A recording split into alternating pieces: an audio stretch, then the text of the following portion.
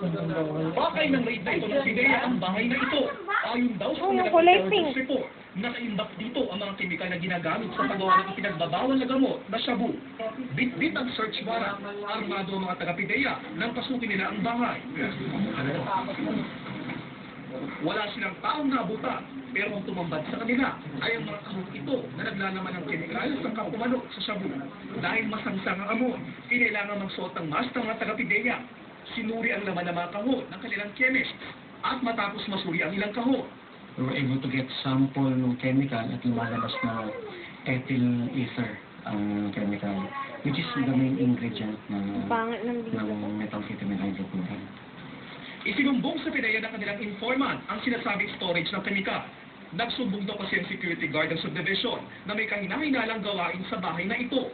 Ayon sa PIDEA, naramatan na ang bahay na ito na dating nakapangalan sa isang Alexi Chua, isa raw Chinese national na hinahanap na ngayon ng otoridad. Pero kahit sarado na raw ito, may nagpupunta pa raw dito para kumuha ng mga kahon. According to sa security ng subdivision, ito ay unti-unting inilalabas na. Nung one time na sinita nila, hindi na ipakita yung in-check. Ang lokal na pamahalaan ng Malolos, nangakong tutulong sa PIDEA sa pagbibigay ng anumang impormasyon para matuntun ang may-ari ng bahay.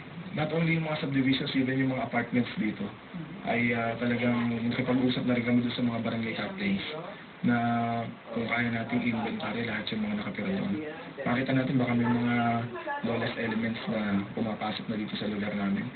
Panawagan ng PIDEA sa publiko, ipagbigay alam sa kanilang tanggapan kung may impormasyon kayo kaugnay sa operasyon ng illegal drugs.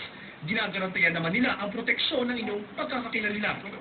JP Soriano, nakatuto, 24 oras.